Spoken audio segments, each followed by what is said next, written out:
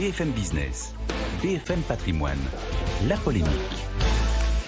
Nicolas Dose qui fait son entrée dans le studio, qui était allé se chercher un café. Non, Nicolas. Non, mais j'ai l'habitude que Jean-Louis Cussac fasse plus long. Donc je pensais que voilà. On lui a demandé de faire court.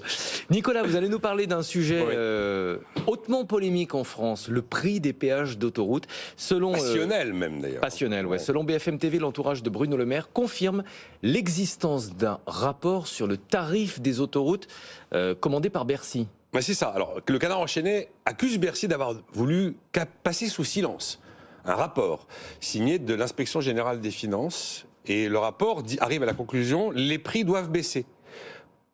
Comment le rapport arrive à cette conclusion?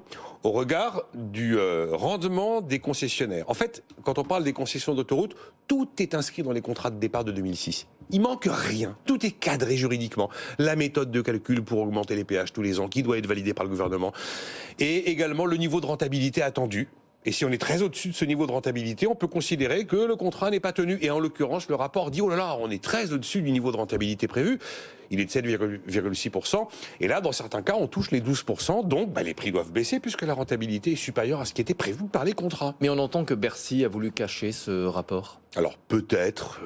Là, on est dans le secret des dieux. Bon, maintenant, Bercy dément. Ils ont confirmé à BFM TV qu'effectivement, ils avaient bien eu ce rapport. Il faut rappeler quand même que l'histoire n'est pas neuve. Le rapport, la commande du rapport remonte à 2020. Après, rien n'oblige le gouvernement à publier l'ensemble des études qu'il commande. Voilà, c'est pas. Et moi, je dis qu'il y a deux raisons pour lesquelles il ne faut pas trop s'exciter sur ce rapport de l'Inspection Générale des Finances.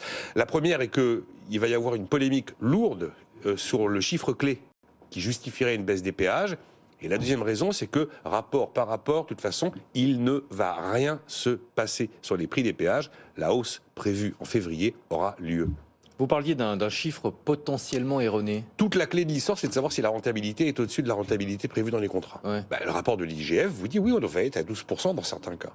Sauf qu'aujourd'hui, à la fin de la matinée, l'ART, l'autorité de régulation des transports, va publier une note de 250 pages exactement sur l'économie générale des concessions autoroutières.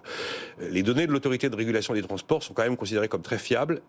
Et elles n'arrivent absolument pas, ces données, aux chiffres de l'Inspection Générale des Finances. À l'inverse, elle chiffre ce qu'on appelle le TRI, le taux de rendement interne, qui est la façon de calculer la rentabilité dans le cadre d'une concession.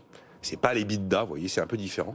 Et donc elle arrive à 7,8% de rentabilité pour les concessions récentes et 6,3% pour les concessions anciennes. Ce qui veut dire que la rentabilité des concessionnaires d'après l'ART serait parfaitement conforme au contrat, ce que ne dit pas l'IGF. Alors, bataille de chiffres. Mais si c'est l'ART qui a raison, le rapport de l'IGF, c'est pas la peine de s'en préoccuper parce que il est infondé. Autre raison, Nicolas, qui va à l'encontre de ce rapport, vous dites quoi qu'il arrive, il ne va rien se passer, les prix ne baisseront pas. Oui, c'est-à-dire que ce qui est prévu encore une fois dans les contrats comme méthode de calcul de hausse des tarifs pour 2023, ça intervient au début du mois de février, ça va intervenir. Ça veut dire qu'on va faire plus 4,75% en moyenne pour les tarifs d'autoroute. Pourquoi il ne va rien se passer? Parce que l'État a été nul en 2006. Ils n'ont absolument pas verrouillé juridiquement la rédaction des contrats, à l'inverse des concessionnaires d'autoroutes, qui eux se sont entourés de professionnels aguerris et qui n'ont rien laissé au hasard. Et donc en fait, chaque point a été verrouillé et blindé au Kevlar par les concessionnaires d'autoroutes, ce qui fait qu'à chaque fois que l'État s'est retrouvé en conflit sur ces histoires, à chaque fois il a perdu devant les tribunaux et perdu juridiquement parce que, il a laissé le camp adverse en tout cas, prendre la main sur la rédaction des contrats, et c'est eux qui ont clairement rédigé des contrats qui leur permettent de gagner à tous les coups. Mais du coup, quelles sont les solutions proposées? Pourquoi est-ce que l'État est sûr de perdre à tous les coups? 3 solutions proposées. On casse les concessions avant les dates prévues, dès 2026. Première solution. Avec des pénalités importantes. Deuxième solution proposée, on impose une baisse de baisser les prix des péages. Troisième solution proposée, on surtaxe ces concessionnaires puisqu'ils gagnent plus que prévu. Dans les 3 cas, vous finissez devant les tribunaux. Et dans les 3 cas, au regard des contrats tels que ça a été prévu, l'État perdra. Donc c'est même pas la peine d'engager la procédure, l'État perdra et même peut-être il laissera des plumes avec des pénalités.